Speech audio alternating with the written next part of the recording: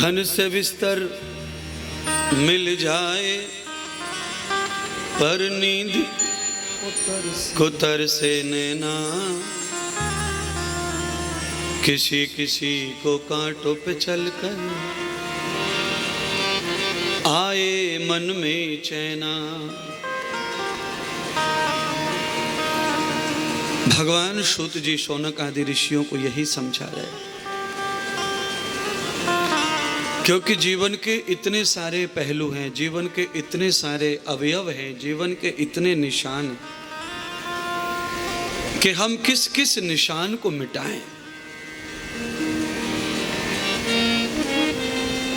हम कौन कौन से रिलेशन को सिद्ध करें, हम किसे सफल माने किसे असफल माने। एवं भूय दर्शितां कर्मं भूषणं क्रियां। महर्षि मनु कहते हैं, जिन व्यक्तियों के कर्म भगवत में है, शास्त्र में है, सत्संग में है, उनका जीवन ऐसे कारण तैयार करता है जिससे झोली में फूल बरसते रहते हैं। और हम सब फूल चढ़ाते हैं भगवान पर, तो इसका मतलब है हमें फूल फल चाहिए।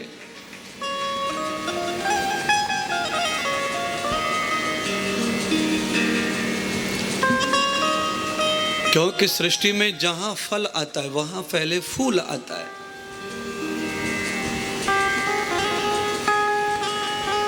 फूल और फल का जन्म किसी टहनी से होता है, किसी शाखा से, शाखा का जन्म वृक्ष से, वृक्ष का जन्म पृथ्वी से।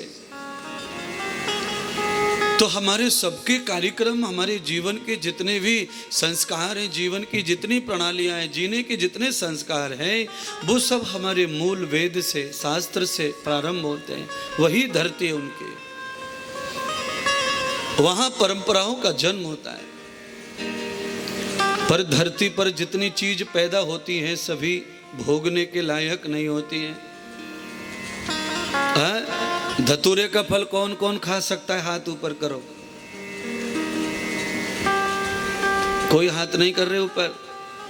अच्छा बोलो, अमरूद कौन कौन खा सकते हैं? अमरूद सब खा सकते लगभग।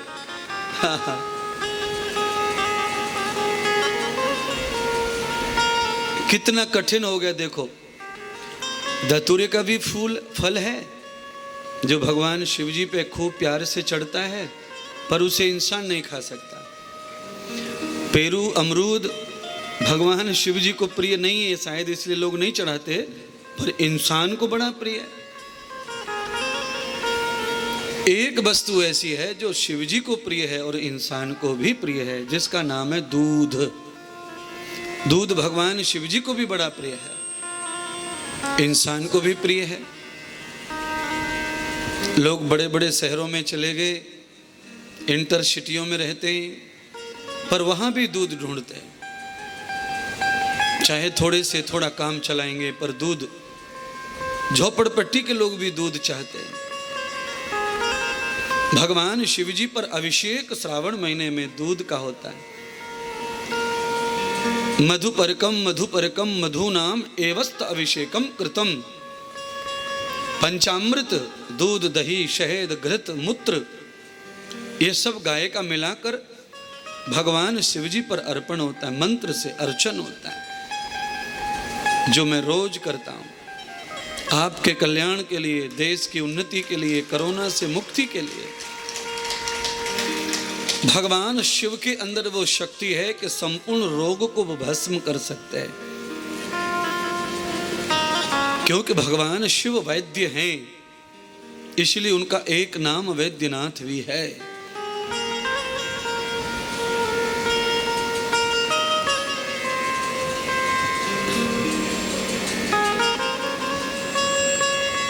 कूलर की ज्यादा हवा तेज है, बिल्कुल नजदीक कूलर रख लिया भैया ने।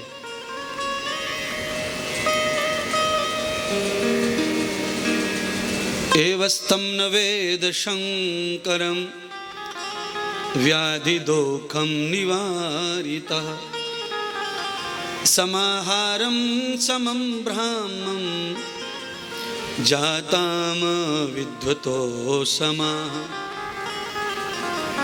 कोई ब्राह्मण हो, विद्वान हो, वेद जाता हो, निष्ठावान हो, कोई भक्त हो, समर्पित हो भगवान शिव जी को, तो फिर वो किसी भी प्रकार का अर्चन स्वीकार कर लेते हैं। दूध ना भी हो, मीठा पानी भी न मिले तो खारा भी चढ़ा सकते भगवान पे। मान लीजिए जहाँ खारा पानी है वहाँ मीठा कहाँ से लाएंगे लोग? नल चलाते हैं, बोर चलाते हैं, कमंडल भरते हैं, भोले बाबा पे चढ़ाते हैं। नाराज वो इसलिए नहीं है कि वो जल शिव जी की देन है, इसलिए भगत कहाँ से मीठा लाएगा? इसलिए प्रभु को अपना सब प्रिय है। जो जहर तक को पचा लेते हैं वो खारे पानी को भी प्रेम से पचा सकते हैं। आजकल हमारी क्षमता कम हो गई है खारे पानी को पचाने की। 20, 30, 40 साल पहले चले जाएं तो सभी लोग बिना फिल्टर का ही पानी पीते थे। जैसा पानी निकला वैसा ही पीते थे। ना कोई किसी के घर से बंद भरता था, ना कोई किसी को दौड़ता था। जहाँ था जैसा था उसमें नहाते, उसमें कपड़े धोते, उसमें बर्तन धोते, उसमें पानी पीते। और आज का इतना समय इतना बेकार, आज इतना युग बदला है कि अभी नहाने के लिए भी पानी ढूंढना पड़ता है, बालों धोने के लिए पानी ढूंढना पड़ता है। अब खारे पानी से बाल धो लो, बाल खत्म होने लग जाते हैं। पहले नहीं जाते थे, अब चले जाते हैं, क्योंकि पहले उर्वरक इतना यूरिया DAP का भोजन नहीं था। अब जहर खाते हैं तो खारा पानी जल्दी नुकसान करता है। पहले सात्विक भोजन करते थे तो खारा पानी बॉडी सहन कर लेती थी। अब बॉडी में ही इतना सारा क्षार, इतना सारा जहर है कि फिर खारे पानी को वो पचा नहीं पाती और बीमार कर देती है। बड़ी बड़ी पथरियां हो जाती हैं किडनी में, पित्त में।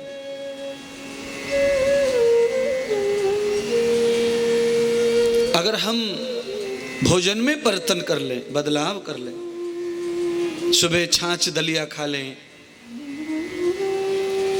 दही पी लें, सुबह चाय कॉफी छोड़ दें, टोस्ट ब्रेड छोड़ दें, पकोड़े छोड़ दें। जो हमारा पूर्वज, हमारी दादी दादाओं का जो भोजन है, अगर वो वापस आ जाए तो खारे पानी को सहज पचाया जा सकता है। एक बाल नहीं उखड़ेगा, एक बाल नहीं टूटेगा, कपड़े अच्छे साफ नहीं होते खारे पानी से। ये सब आज का समय है, पूर्व तो सब कुछ होता था। क्योंकि कपड़े साफ होने के लिए पहले ऐसे कपड़े नहीं थे जो आज होते। पहले सभी के पास में सादा सिंपल कपड़े और कम कपड़े। पहले लोगों के पास में सदाचार, मर्यादाएं, सम्मान, इज्जत, आयु, बल ये ज़्यादा हुआ करता था। पैसा, घर, कपड़े ये सब कम हुआ करता था। आज घर है बड़ा, कपड़े ज़्यादा, पैसा ज़्यादा, पर मर्यादा खत्म, इज्जत खत्म, लाज खत्म, शर्म खत्म, हया खत्म। कुछ चीज़ गई तो कुछ आई। जो आई वो हानिकारक हैं, जो गई वो लाभदायक है। भागवत कहने का मतलब, शिव कथा कहने का मतलब, इतनी सारी पुरानी पुस्तकों को बाँचने का मतलब क्या है? ये पुस्तकों को बाँचने के पीछे एक ही कहानी है कि हम कैसे भी लौट कर वहाँ चले जहाँ से हमारी ये कथा आई है, जहाँ से हमारा युग आया है, जहाँ से मानवीय परंपरा आई है, जहाँ से मानवीय सभ्यता का जन्म हुआ, जहाँ से मानव के सदाचार का जन्म हुआ, तप का जन्म हुआ, भजन का, यज्ञ का जन्म हुआ। अब आपसे पूछा जाए कि आप कब यज्ञ करते हैं, तो आपके पास जवाब होगा कि 10 साल पहले किया था, घर बनवाया था तो घर की भरने की, घर वास्तु किया तब यज्ञ हुआ था। कोई कहेगा शादी हुई थी तब हुआ। कोई कहेंगे कि फलाने मर गया था, पंडित जी आए थे 13वीं में हवन कियो तो। अब ऐसे हवन होंगे तो जीवन कैसे स्वस्थ होगा, कैसे मस्त होगा, कैसे आनंदित होगा। जिन कथाओं को हम सुना रहे हैं वो नित्य यज्ञ करके भोजन करते थे, इसलिए उनकी सृष्टि अच्छी थी, उनकी हवा अच्छी थी, उनका जीवन अच्छा था। आज तुम्हारे कल्याण के लिए मुझे अनुष्ठान करना पड़ रहा है, पहले किसी आचार्य को किसी के लिए अनुष्ठान नहीं करना पड़ता था, क्योंकि पूर्व में सभी अनुष्ठान खुद ही करते थे। क्षत्रिय हो चाहे ब्राह्मण हो, वैश्य हो या शूद्र हो, सब भगवान के अनुष्ठान किया करते थे, सब संध्या उपासना यज्ञ किया करते थे। इसीलिए भगवान सूत जी कथा सुना रहे हैं गंगा जी के तट पे नैमिषारण्य के क्षेत्र में शौनक आदि ऋषियों को। सूत जी कौन सी ब्राह्मण हैं, कोई बताए? जगत में जरूरत नहीं है बताने की, क्योंकि पूर्व में तो सभी विद्वान थे। पूर्व में सबकी शिक्षा ही वही थी, सबकी शिक्षा प्रणाली वही थी, अलग अलग शिक्षाएं नहीं थी। पहले विद्यालय, गुरुकुल, पाठशाला, स्कूल्स, ये सबकी एक ही परंपरा, एक ही शिक्षा पद्धति।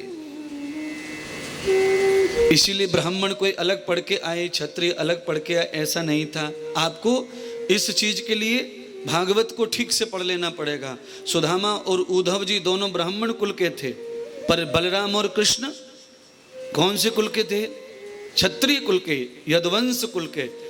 और जहाँ ब्राह्मण पढ़े वहीं पे ये पढ़े, और जो ब्राह्मण को शिक्षा दी गई वही कृष्ण और बलराम जी को दी गई।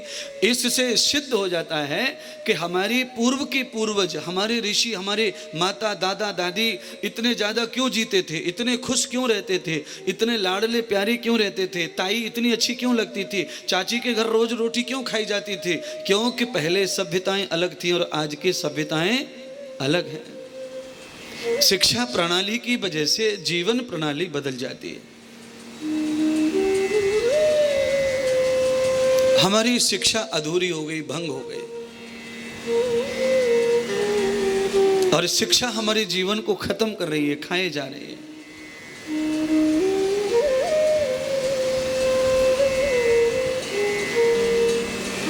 तो हमारी शिक्षा पद्धति बिगड़ी, इसीलिए हमें पांडाल लगाने की जरूरत पड़ी और कथा करने की जरूरत पड़ी। यावतम कृतम गभ्यांते यावतम एव संस्कृति जाताम संस्कारम कर्म वाक्षम विधि च कर्मणाम।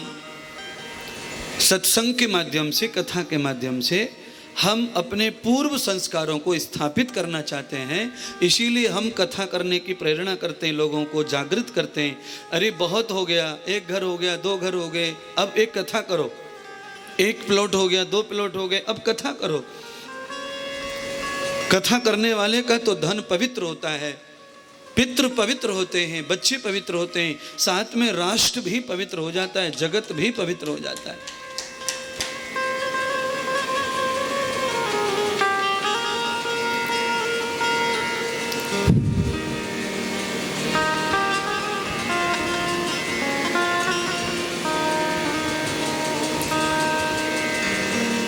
एक साधे सब सधे। हमारे केसर संग जी ने ये बीड़ा उठाया, तो अकेले से ये बीड़ा उठाया तो देखो सब सद गया, सब काम पूरे हो गए। भोजन चल रहा है, दान चल रहा है, कथा चल रही है, लाइव चल रहा है। एक साधे सब सदे। हमारे जीवन में कितने बड़े बड़े नुकसान हो जाते हैं, कितना धन हमारा नाली में चला जाता है, व्यर्थ चला जाता है। कितना धन हमारे चोर उचक्के निकम्मे खा जाते हैं। क्यों खा जाते हैं? क्योंकि हमारा धन अपवित्र हो जाता है, और जो अपवित्र धन हो जाता है उसे किसी न किसी रास्ते से वो तुमसे छूट जाएगा। चाहे वो व्यापार का जरिया हो, चाहे वो कोई भी जरिया हो, वो धन आपसे छूट जाएगा, और उसमें हम कहेंगे नुकसान हो गया, नुकसान हो गया, नुकसान हो गया।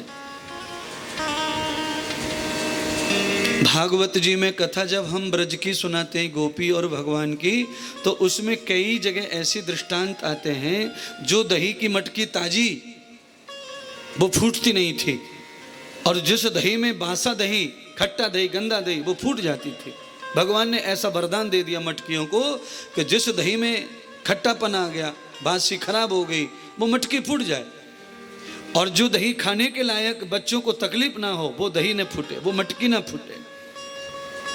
और मेरे भगवान उसी मटकी को पत्थर मारते जो व्यक्ति के योग्य नहीं है। अपवित्र हो गई, दूषित हो गई, जिसका भोग करने से बीमार हो जाएंगे, जिसको भोगने से हम अस्वस्थ हो जाएंगे, हम मर जाएंगे, हमारे बच्चे बिगड़ जाएंगे, ऐसा धन आदमी के लिए राक्षस का काम करता है। तो धन कैसा चाहिए? तो कहा धनमं लक्ष्मी कृतम एवं लक्ष्मी वर्धिताम। जैसे माँ अपने छोटे बच्चे को प्यार और दुलार करती है, आंधी तूफान बरसात में बच्चे को छुपाती, आंचल में दुबकाती, और आंधी तूफान मिट्टी और धूप से बचाने के लिए अपनी हया, अपनी इज्जत को भी खत्म कर देती है, पल्लू बच्चे पे ढक देती है, चाहे उसकी छाती दिख जाए पर बच्चे को उघाड़ने नहीं रहने देती। ऐसे ही माँ की तरह धन होता है, वो भी तुम्हें ढकने के लिए ही है, पर धन जब गंदा हो जाता है तो वही पूतना बन के हमें डसने और मारने के लिए आ जाता है। एवतम धनश्रुति वेदाम। तो लोग न जाने किस किस तरीके से धन कमाना चाहते हैं, धनवान बनना चाहते हैं। कई लोग गलत तरीके से धनवान हो जाते हैं, पर वो धन उनके काम नहीं आता, वो संतोष नहीं देता, वो सुख नहीं देता, वो हमेशा मन को खराब रखेगा, बुद्धि को खराब रखेगा, विचारों को खराब रखेगा, द्वंद्व करवाएगा, और हमेशा गंदे लोगों से ही संपर्क करवाएगा, दोस्ती करवाएगा। और पवित्र धन, अमृत धन, संतों की सेवा, गुरुओं की सेवा, सत्संग की श्रद्धा, तीर्थों का गमन, तीर्थों का यतन, गंगा स्नान, यमुना स्नान, कोई भी सेवा आदमी को हमेशा सज्जन के संपर्क में ले जाती है, सज्जनों से मिलवाती है, सज्जनों का संपर्क करती है। देखिए पंडाल में कितने लोग बैठे हैं, कितने लोग हैं, इनमें एक भी जेब कतरा नहीं है महाराज, इनमें एक भी चप्पल चोर नहीं है। क्यों नहीं है? क्योंकि आपके अंदर वो भाव है, आपको डर लगता है पाप करने से, छल करने से, इसलिए आपको निरंतर धाम में कथा श्रवण करने का अवसर मिल रहा है। यावतम तीर्थम प्रबद्धते एवं तीर्थम जनार्दन। जैसे गंगा मैया पापी और धर्मात्मा सबको बुला लेती है, पर धर्मात्मा का पाप गंगा धोती है, अधर्मी का पाप धोती नहीं है महाराज। ऐसे ही वृंदावन है हमारा, सब धाम सब तीर्थ ऐसे। जो अधर्मी है, जो पापी है, जो दुर्जन है, जिनकी भावना नीच है, जिनके उपचार नीच हैं, उनको तीर्थ बुला तो लेगा पर उनको धोएगा नहीं महाराज। यमुना जी में खूब दीपदान करो, खूब पूजा करो, खूब गोता लगाओ, वो तुम्हें नहीं धोएगी। जैसे गए वैसे लौट आएंगे, और बुद्धि सोचेगी हम तो यमुना नहा लिए, पूजा हो गई, दीपदान हो गया, सबरे पाप धुल गए, ऐसा सोच के घर चले जाएंगे, और घर जाके पता चला कि घर में तो झगड़े हो रहे हैं, कलेश हो रहा है, क्योंकि यमुना मैया ने काम किया, काम नहीं किया महाराज। क्योंकि यमुना मैया का वही कर्तव्य है, गंगा मैया का वही कर्तव्य है। केवल एक गंगा ऐसी है जो सत्संग गंगा है, ये पापी को धोती है, अधर्मी को भी धोती है। ये ऐसा तीर्थ है।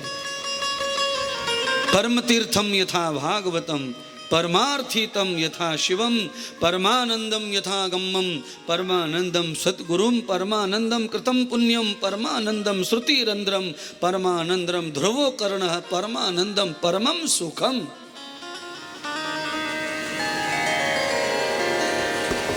एक श्वास में इतनी लंबी संस्कृत बोलने के लिए भी बड़ा तप लगता है, और सब ताजा माल बोलना पड़ता है, ताजा, और उसके लिए परम पवित्र व्याकरण होना चाहिए। आवड़ खूबड़ बनावटी संस्कृत बोलना अलग है, और व्याकरण से सिद्ध करके बोलना अलग है।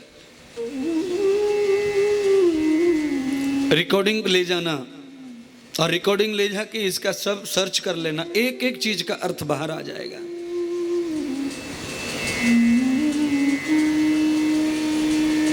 दुनिया में जितनी संस्कृत का अवतार हुआ, वो सब अवतार हमारे ऋषियों की बुद्धि से हुआ। संस्कृत आकाश से नहीं टपकती, ये तो हमारी आत्मा में बैठी है, क्योंकि आत्मा में नारायण बैठे हैं, तो उनकी वाणी भी वहीं बैठी है। रिकॉर्डिंग करके ब्रह्मा लेके आ गए, ब्रह्मा ने रिकॉर्डिंग चला दी, वो उनके पुत्र आदि नारद आदि को प्राप्त हो गई। नारद ने रिकॉर्डिंग चला दी, वो और ऋषि मुनियों को प्राप्त हो गई। व्यास जी को, व्यास जी ने रिकॉर्डिंग चला दी तो वो पुस्तकों में रिकॉर्ड हो गई, और आज वो रिकॉर्डिंग इंद्रदेव से आपको सुनने को मिल रही है भगवान की वाणी। वो ये तो रिकॉर्डिंग है सब। कितनी कथाओं में हमने कहा कि फाड़ के देख लो, कहीं पर ज्ञान दिखाई देगा, जहां से तोड़ोगे फाड़ोगे खून निकलेगा, मांस के चिथड़े निकलेंगे, शिव कथा नहीं निकलेगी, क्योंकि ये शिव कथा अदृश्य है।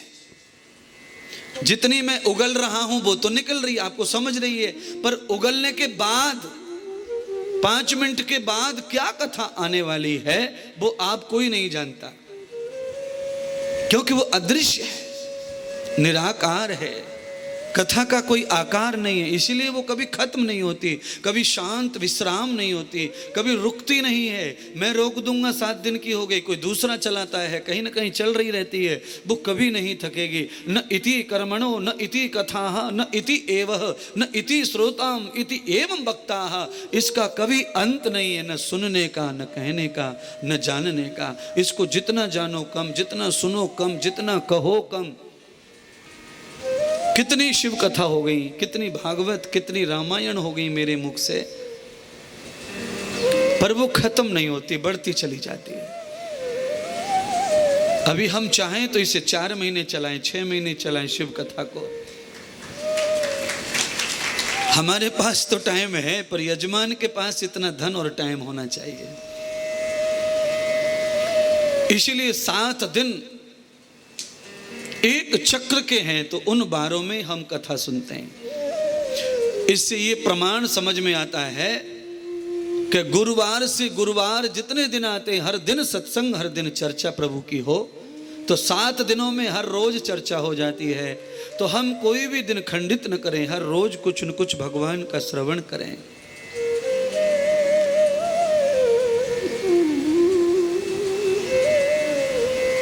उससे लाभ प्राप्त होगा, ज्ञान मिलेगा। अरे कोई कारण होगा, अरे कोई कारण होगा। अभी 2 पंक्तियां हमने गाई थी। किसी किसी की सागर से भी ना बुझती है प्यास, किसी किसी की सागर से भी नहीं बुझती है प्यास, और किसी किसी की एक ही बूंद में पूर्ण होती आस। अरे कोई कदली शीप भुजंग मुख, कदली शीप भुजंग मुख, स्वाति 1 गुण 3। चातक 1 बूंद में 12 महीने के लिए तृप्त हो जाता है, और मछली सागर के अंदर रहती है पर कभी तृप्त होती। ये दोनों जीव देख लो, एक ऐसा है जो सागर में रह के प्यासा है, और एक ऐसा है जिसको तालाब, कुआं, सागर, नदी, पानी ही नहीं चाहिए। उसे तो सागर, स्वाति नक्षत्र में बरसात हो जाए तो पानी पीता है, वो भी श्रावण के महीने में। श्रावण के महीने में स्वाति नक्षत्र में वर्षा हो जाए तो उस बरसात की बूंद से मोती पैदा हो जाते हैं सागर में, मछली के मुख में मारा है। कितनी महिमा है बूंद की। कदली 1 भुजंग मुख, स्वाति 1 गुण 3। सांप के गले में बूंद चली जाए विष बन जाती है, केले के पत्ते पर बूंद गिर जाए स्वाति नक्षत्र में, श्रावण में कपूर बन जाती है, और वही मछली के मुख में चली जाए तो मोती बन जाती है। 1 बूंद के 3 जन्म होते हैं महाराज। आपके भी ऐसे ही कितने जन्म होते हैं, जैसा व्यक्ति जैसा स्थान वैसा जन्म हो जाता आपका है। मौसी मर गई, उसके यहाँ आप चले जाएं तो आपका नया अवतार होता है, गले मिल मिल के रोती हैं, गले मिल मिल के रोती हैं। ऐसे ही मौसी की बहू के बच्चा हो जाए, बैंड बज रहा हो, तुम्हारा अलग अवतार हो जाता है। नहीं नाचना आता तो भी हिलाती हैं अपने आप को बैंड पे। मौसी के यहाँ पोता जो हुआ है, नया जन्म हो गया। देवरानी जेठानी में थोड़ा ऊंच नीच हो जाए, वहां नया अवतार हो जाता है। वहां पे कौन सा अवतार हो जाए? नया अवतार। छाती ठोक ठोक के लड़ती है, चौकट पे माथा फोड़ फोड़ के लड़ती है, नया अवतार हो जाता है। और जब किसी गुरुदेव के चरणों में आते हैं तो एक नया अवतार हो जाता है, लेट के प्रणाम करते हैं, समर्पित हो जाते हैं, एक नया अवतार हो जाता है। तो आपके कितने जन्म हैं और आप एक हैं। इसलिए महात्मा कहते हैं स्वाति एक गुण तीन, बूंद एक है पर अलग अलग जगह अलग अलग जीव के पास जाने से अलग अलग अर्थ हो गया उसका। सांप के पास जहर बन गई, मछली के पास मोती बन गई, केले के पत्ते पर कर्पूर बन गई। ऐसे ही ये कथा है, ये अमृत बूंद एक है पर सब श्रोताओं के पास इसका अर्थ अलग अलग हो जाता है। कौन इसे किस ढंग से सुन रहा है वैसी कथा अर्थ करती है। क्षमाहारम न वेदिताम एवतम ब्रूयतम अह। जो आहार हमारे लिए सम है यानी कि हितकर है वो हमारे कान सुने। ऐसी आशा भगवान सूत जी शौनक आदि ऋषियों से करते हैं। आज भगवान सूत जी ने महाकालेश्वर महादेव की कथा का श्रवण कराया। भगवान शिव जी का तीसरा लिंग है ये। 12 ज्योतिर्लिंग की कथा तीसरा ज्योतिर्लिंग है। उज्जैनी में है, सब जानते हैं। प्राचीन नाम अवंतिकापुरी। क्षिप्रा नदी पर ब्राह्मणों की नगरी थी पूर्व से। बाद में राजा विक्रमादित्य जी का जन्म हुआ। राजा विक्रमादित्य ने संवत समय की गणना शुरू की और अवंतिकापुरी का नाम उज्जैनी करके विक्रमादित्य महाराज ने बौद्ध धर्म को अपना लिया। एवतम धर्म समाहित जाताम व्याधिनाम तथा।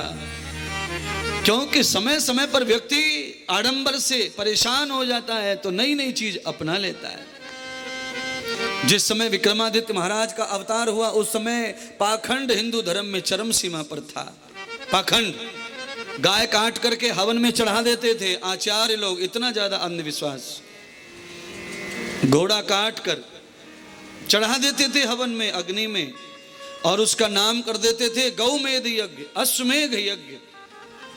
वेदों में यज्ञ का नाम तो है अश्वमेघ, वेदों में नाम है गौमेध, ये नाम तो है, पर समय के चलती विद्या की कमी के कारण अर्थ अपने अपने अनुसार लोगों ने निकाल लिए। इसलिए महाराज विक्रमादित्य ने भी आडंबर, ये पाखंड देखा, ये गलतियां देखी, और भगवान बुद्ध ने भी ये देखा। तो भगवान बुद्ध भी तो हिंदू ही थे। उन्होंने नया सिस्टम क्यों पैदा किया? क्योंकि जब समाज में कुरीतियां आ जाती हैं, पूजा पाठ में जब आडंबर आ जाते हैं, अर्थ का अनर्थ हो जाता है, तो कोई महापुरुष सृष्टि में अवतार लेकर आते हैं और एक नई दुनिया खड़ी करते हैं पर्वत पर चढ़ के, जहां पर गंदा पानी ना चढ़े। भगवान बुद्ध ने भी वही किया। इन पाखंडों से, इन आडंबरों से, इन बलि प्रथाओं से मुक्त होने के लिए भगवान बुद्ध ने ब्रह्म यज्ञ, उपासना का प्रचार किया। बाद में उपासना को उनके शिष्यों ने पिपासना कह करके संबोधन कर दिया। पिपासना, पिपासना वैसे है उपासना, पर उपासना कहेंगे तो वो ऋषि मुनियों की हो जाएगी, फिर अपनी मोहर तो लगनी चाहिए, तो उसको पिपासना कह दिया। पिप माने प्राण, प्राणों को जो स्वस्थ रखती है वो आसन पर बैठना, ध्यान करना ईश्वर का, ईश्वर की प्रचार प्रसार को किया बौद्ध भगवान ने। और बाद में आज का युग ऐसा आ गया बौद्ध धर्म का जिसमें ईश्वर का प्रचार नहीं है, अब उसमें खाली फोटो का प्रचार हो रहा है। वो भी खत्म हो गया, वो भी बर्बाद हो गया। बौद्ध भगवान ने फोटो को हटाया और भगवान को लाए। अब बौद्ध भगवान को मानने वाले लोग भगवान को हटा दिए, फोटो लेके आ गए, उल्टा हो गया सारा काम। भगवान महावीर जी ने ब्रह्म ज्ञान, स्वाध्याय को, विद्या अध्ययन और तप को, व्रत, बिन आहार रहने को सर्वोपरि रखा ध्यान के लिए, ईश्वर पाने के लिए। अब बौद्ध महावीर के भी फॉलोवर्स वो भी लेके आ गए फोटो, चित्र, मंत्र, वो भी अलग प्रकार हो गया। तो कहाँ से शुरू होता है सिस्टम, कहाँ खत्म हो जाता है। ऐसे हिंदू धर्म में बार बार परिवर्तन आता चला गया। 5000